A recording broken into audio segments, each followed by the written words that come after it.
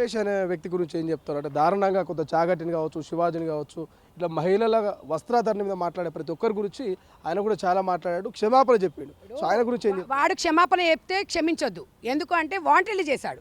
శివాజీ గారు వ్యాఖ్యల మీద తన భావం చెప్పాడు. శివాజీ గారు అయితే ఎక్సలెంట్గా చెప్పారండి. మీరు అవునన్నా కాదన్నా ఎక్సలెంట్గా చెప్పిండు. 2 మాటలు దొర్లిండు. 100% రాంగ్. ఇప్పుడు చెప్తున్నా, అప్పుడు చెప్తున్నా, ఎప్పుడైనా చెప్తున్నా, అది క్షమాపణ చెప్పాల్సిందే లేడీస్కి. అయితే ఆయన ఫ్లోలో అన్నాడు, వీడు దళిద్రుడు, వీడు వాంటెడ్లు అన్నాడు. సీతమ్మ తల్లిని మనం ఎలా అంటారండి? ద్రౌపది గారిని ఎట్లా అంటారండి? మనం బుట్టలేప్పుడు మనం చరిత్రలో చదువుకుంటాం. ఆ చరిత్రను వాడికి తెలియదు. వాడేదంటే మిడిమిడి జ్ఞానం వాడాడు. ఏదో నిన్నమన్న వాడేదో యూట్యూబ్ పెట్టుకొని అల్లరి చిల్లరగాడు వాడు. ఏంటంటే వాడు మిడిమిడి మంచి జ్ఞానం ఉన్నాడు. అంటాడా ఈ మాటలు? సీతమ్మని ద్రౌపదిని అంటాడా? సీతమ్మని ద్రౌపదిని అంటే రేపు భారతమాతను కూడా అంటారు. అందుకని ఆర్ఎస్ఎస్ వాళ్ళను, బీజేపీ వాళ్ళకి భారతమాత జై అంటారు కదా. నేను అదే అంటే మీ సనాతన ధర్మం ఎక్కడ పోయింది? ఎందుకు బీజేపీ పార్టీ వాళ్ళు ఎందుకు రావట్లేదు? హిందువులు అంటావు, హైందవ ధర్మం అంటారు. ఈ అన్వేష్ గారిని ఎందుకు పట్టుకొస్తలేరు? అంతే మనము అంటే మన చేతిలో లాండ్ ఆర్డర్ అంటే కరెక్ట్ లేదన్నట్టే కదా.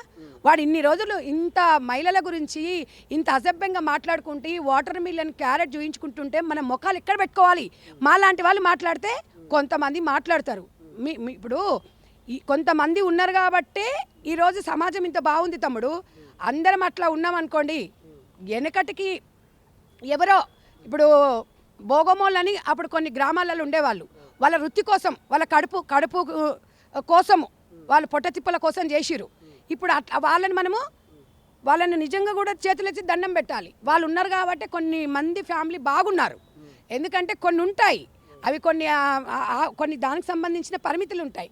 కానీ ఇక్కడ ఏదున్నా ఈ నాన్ వేషగాడు కానివ్వండి, అనసూయ కానివ్వండి, చిన్మయ్ కానివ్వండి, వీళ్ళు దేశాన్ని ఏమైనా ఉద్ధరించిరా? వీళ్ళు ఏమైనా డబ్బులు సంపాదించి ఏమైనా చారిటబుల్ ట్రస్ట్కి ఇచ్చిండ్రా? లేకపోతే వీళ్ళు ఏమన్నా సమాజానికి ఒక మంచి పేరు ఇచ్చిరా? వీళ్ళ వల్ల సమాజానికి ఏం మంచి ఉందో మీరు చూపించండి. నేను అన్నా అంటే నా స్వేచ్ఛ, నా వ్యక్తిగతంగా నేను మాట్లాడినా. నేనేమన్నా వ్యక్తిగతం స్వేచ్ఛ ప్రతి వాళ్ళకి అవసరం. నేను కూడా దానికి ఏకీభవిస్తాను. నాకు కూడా స్వేచ్ఛ కావాలి మాట్లాడేది.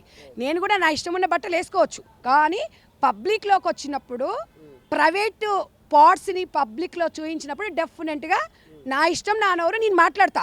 నిన్ను ఆచరించమని నేను చెప్పట్లా. నువ్వు ఈరోజు మా ఇష్టం అంటే కొన్ని భారతదేశ సంస్కృతిని మనం కాపాడుకోవాల్సిన బాధ్యత ప్రతి మహిళల మీద ఉంది. మనం కాపాడుకోకపోతే, ఈ చర్చ అనేది జరగకపోతే రేపు రాబోయే రోజులలో ఇంకా దారుణమైన పరిణామాలు తీవ్రంగా ఉంటాయి. నేను అనేది ఏంటంటే ఇప్పటికీ కొన్ని యూనివర్సిటీలలో సిగరెట్లు తాగుతున్నారు. ఎక్కడి సిగరెట్లు తాగడమయ్యా? ఇది సనాతన ధర్మమా? సిగరెట్లు తాగేటప్పుడు కూడా సిగరెట్ డబ్బా మీద ఇది పొగ తాగడం హానికరం అంటాడు. వాడు చెప్తాడు, తర్వాత నీ ఇష్టం. అవునా కదా? సో నేను ఏది చెప్పినా అదే చెప్తున్నాను.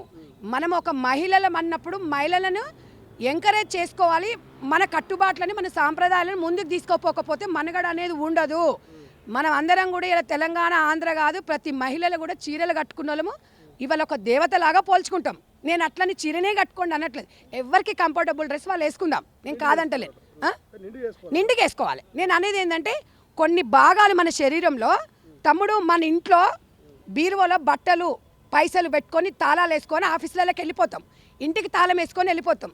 అవి కేవలం డబ్బులకంత ప్రాధాన్యత ఇస్తున్నప్పుడు, నీ వస్తువులకు అంత జీవం లేని వస్తువులకి, డబ్బుకి నువ్వు అంత ప్రాధాన్యత ఇస్తున్నప్పుడు నీ శరీరంలో భాగాలు దాని మీద నీకు రైట్ లేదా, హక్కు లేదా? నువ్వు ఎందుకు దాచుకుంటలేవని నేను అడుగుతున్నా. ఎందుకు ఓపెన్గా పెడుతున్నావు? డబ్బుకున్న విలువ మన శరీరంలో అవయవాలకు లేదా అని నేను అడుగుతున్నా. మనం భద్రంగా దాచుకోవడము అనేది ఉంటుంది. ఏదైనా తమ్ముడు సగం కనిపించకుండానే అందాలు ఉంటాయి. మొత్తం ఓపెన్ అయితే ఏముంటుంది? ఒక మాట చెప్పండి. నేను అనేది అది. మీ ఆఫర్ల కోసము మీరు ఏం చేస్తారో, ఏమవుతుందో దీని మీద మానవ హక్కుల సంఘం కూడా స్పందించాలి. ఏం జబర్దస్త్ షోలు, ఏం బిగ్ బాస్ షోలు, దీనివల్ల సమాజానికి ఏమొస్తుంది అనేది ఈ ప్రభావం 100% ఉంది. అసలైన తొలి వెలుగు. ఫాలో వాట్సాప్ @తొలి వెలుగు official.